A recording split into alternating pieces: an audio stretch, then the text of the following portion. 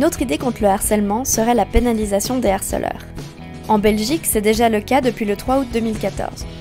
Joël Milquet, alors ministre de l'Intérieur en charge de l'égalité des chances, a fait entrer en vigueur une loi qui punit d'une peine d'1 mois à 1 an de prison et ou une amende allant de 50 à 1000 euros toute personne qui exprime par son comportement un mépris à l'égard d'une personne en raison de son appartenance sexuelle ou le ou la considère comme inférieure ou comme réduite essentiellement à sa dimension sexuelle, entraînant par là même une atteinte grave à sa dignité.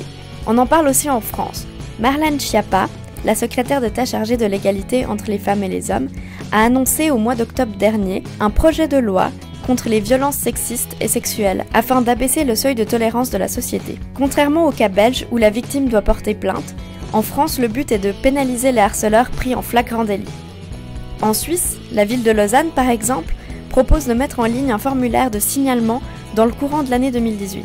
Le but de cet outil est de permettre de mener en justice certains cas, mais aussi de recenser les cas de harcèlement non pris en compte par cette justice. Et toi, qu'est-ce que t'en penses ? C'est une très bonne idée en ça, parce que bon, le harcèlement de rue, c'est quelque chose que malheureusement je pense qu'il y a partout en ça. La menace de la pénalisation, ça pourrait en même temps faire diminuer aussi ce phénomène qui est vachement quand même présent. Je sais pas si ça vaut vraiment la peine parce que ouais, on n'a pas forcément des preuves. En soi, ça peut être je dirais pas une forme de solution, mais l'étape en tout cas pour avancer dans le bon sens. Mais la question c'est qu'est-ce qu'on met vraiment sous le mot harcèlement? Je pense que c'est un bon début, c'est dans la bonne volonté de faire avancer les choses. Mais je sais pas si ça peut vraiment marcher, je pense qu'il faut essayer. Ça peut être pas mal de dire que s'il y en a un qui le voit, c'est tout de suite pénalisé. Parce que c'est pas trop compliqué à mettre en place, quoi, et ça devrait être efficace. S'il y a des policiers qui sont là, mettre des amendes ou comme ça, je trouve que c'est une bonne idée. Souvent il n'y a pas de policiers sur place pour voir ce qui se passe, mais si on a un, tant mieux, et puis autant essayer franchement. Je pense aussi que ça peut être une bonne chose de pousser aussi les gens qui peuvent être en être victimes à savoir se défendre elles-mêmes, parce qu'on peut malheureusement pas mettre un flic à chaque coin de rue, et j'ai pas trop envie de vivre dans une société non plus où il y a un flic et quelqu'un pour me surveiller à chaque coin de rue.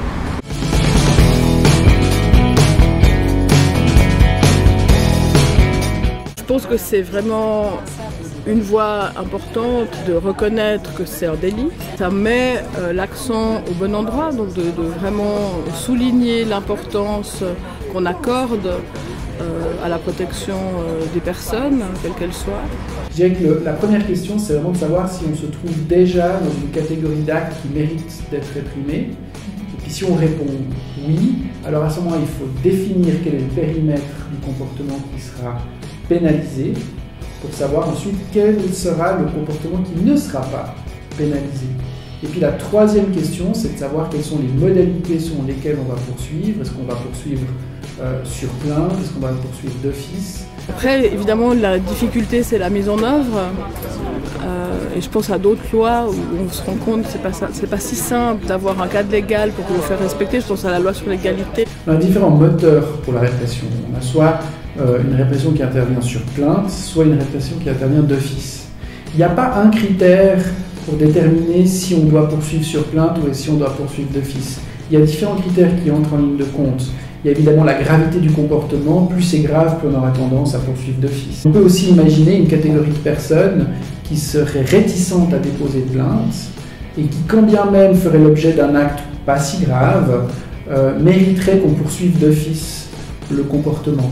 Un élément de la loi sur l'égalité qui est très intéressant, qui est l'inversion du fardeau de la preuve.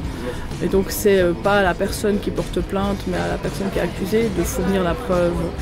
Alors c'est le cas pour la discrimination à l'embauche, donc c'est pas une femme qui se sent victime de discrimination à l'embauche qui doit prouver qu'elle n'a pas été discriminée, mais c'est à la personne contre laquelle elle a porté plainte. Malheureusement, dans la loi sur l'égalité, il y a une exception à cette inversion du fardeau de la preuve, c'est le harcèlement sexuel.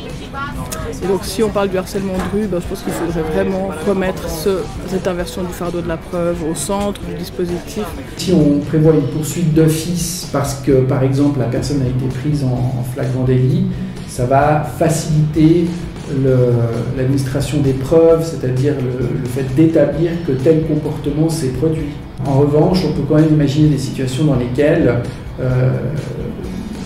il faudrait probablement laisser à la personne qui est victime du comportement décider s'il faut ou pas poursuivre. La personne victime ne voudrait pas qu'il y ait poursuite, et où, à ce moment-là, la poursuite d'office serait préjudiciable à la personne qu'en réalité on cherche à protéger. Je commencerai par réfléchir d'abord du côté de l'éducation et puis s'il fallait pénaliser peut-être certains comportements qui atteindraient une certaine gravité pour respecter la logique du système, en tout cas le système qui est le nôtre. L'outil juridique est plutôt un signal de société, un signal politique pour dire aux auteurs on ne tolère pas ça. Par contre, voilà, j'ai toujours quelques doutes sur la mise en application réelle.